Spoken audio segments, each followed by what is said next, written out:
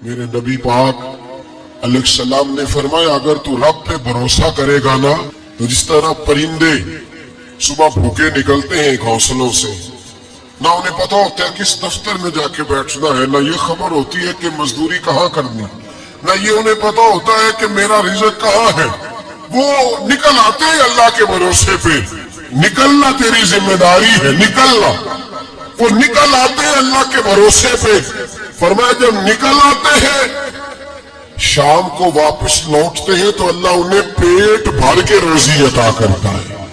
بھروسہ ذات خدا پہ، بھروسہ اللہ کی ذات پہ، رب کریم کی ذات پہ۔ بندوں پہ لوگ بھروسہ کرتے ہیں، دنیا داروں پہ، سیاستدانوں پہ، وڈیروں پہ، پھر بھروسے ٹوٹتے ہیں۔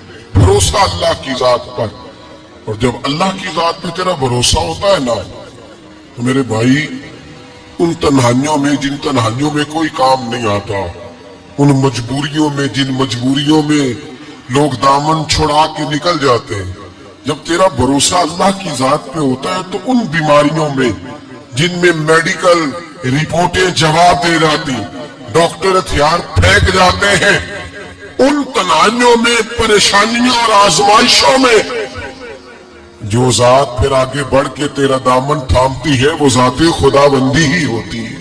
پھر اللہ تبارک و تعالیٰ تیری مدد فرماتا ہے، پھر وہ اس کا کرم تجھے تھام لیتا ہے۔ جب تو بھروسہ، حضرت ابراہیم کے لیے آگ جلائی گئی،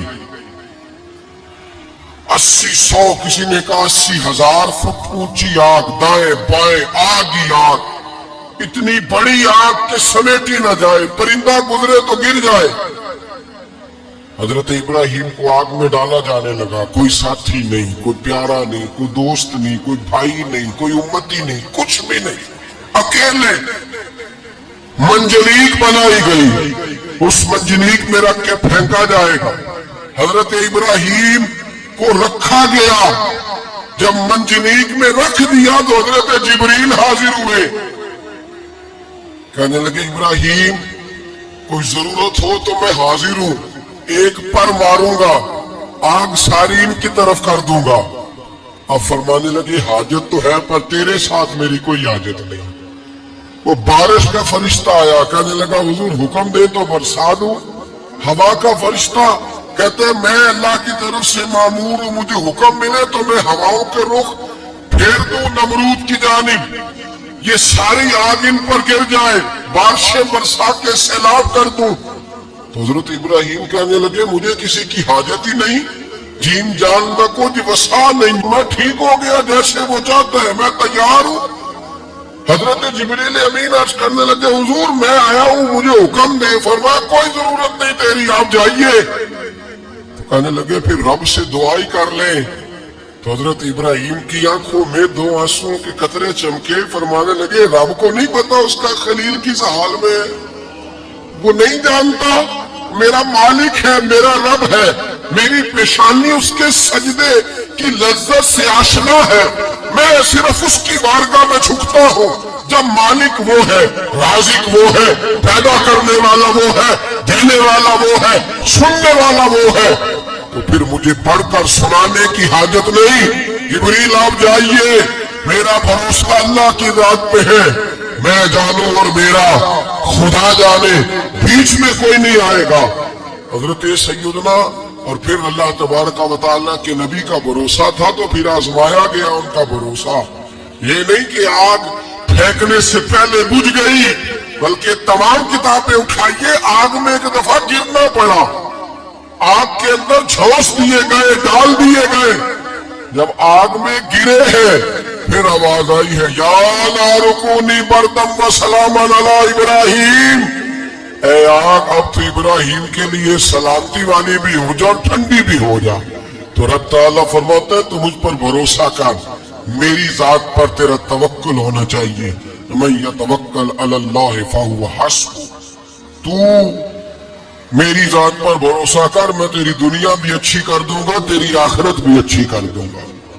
توحید باری تعالیٰ کا مطلب یہ ہے کہ اپنے آپ کو اپنے رب کے حوالے کر دیں، اپنے آپ کو اپنے، توحید کا مطلب یہ ہے کہ اپنے آپ کو اپنے رب کے بس اس کے حوالے کر دیں، وہ جس طرح چاہے اس طرح کرے، جو ہمارے لیے فیصلہ کر دے اس پہ سر تسلیم خم ہے، جو مزاج یار میں آئے اس پر دیکھیں نا، حضرت ابو بکر، جناب عمر، عثمان غنی، مولا علی، یہ خلفاء بنے، باقی صحابہ میں سے کوئی شخص بھی اس مسلک پہ آیا؟ کوئی نہیں آیا۔ پھر کچھ صحابی گورنر بنے، حضرت بلال حبشی کسی عہدے پہ بھی فائز نہیں ہوئے، نوکری سب سے زیادہ، ایک عہدہ بھی نہیں، لیکن تاریخ میں کوئی کمزور حوالہ بھی نہیں کہ کبھی حضرت بلال نے کہا ہو کہ میں بڑا پریشان ہوں، کچھ بھی نہیں، جائیداد نہیں، یار بنا کچھ نہیں، گھر کوئی نہیں، وہ چلو مکان بن جاتے، 2 دکانوں کا کرایہ ہی آنے لگتا، کوئی بات نہیں فرمائی، زندگی کو مطمئن گزارا۔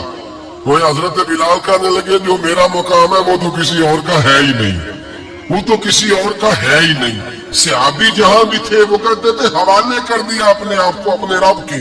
حضرت فاطمہ بنت قیس ایک صحابیہ تھی، ان کے خاوند کا وصال ہو گیا، ایک امیر آدمی کا رشتہ بھی آیا، اور نبی پاک صلی اللہ علیہ وسلم کے غلام اسامہ بن زید کا رشتہ بھی آیا۔ یہ اسامہ غریب بھی تھے، غلام بھی تھے، رشتہ آیا۔ اب انہوں نے حضور کی رضا دریافت کی تو نبی پاک کا جھکاؤ غلام اسامہ کی جانب تھا۔ اب ان کے سارے گھر والے کہنے لگے حضور کا اگر تم سمجھتی بھی ہو تو مشورہ ہے، چاہت ہے، حکم تو نہیں نا، ہر آدمی کو اجازت ہے، مرضی سے نکاح کر سکتا ہے، تو آپ امیر آدمی سے رشتہ کریں جو آپ کو خوش رکھے۔ حضرت فاطمہ بنت قیس کہنے لگی ماں باپ سے آپ میری فکر نہ کریں، مجھے میرے نبی کے حوالے کریں، اللہ مجھے کبھی ضائع نہیں کرے گا۔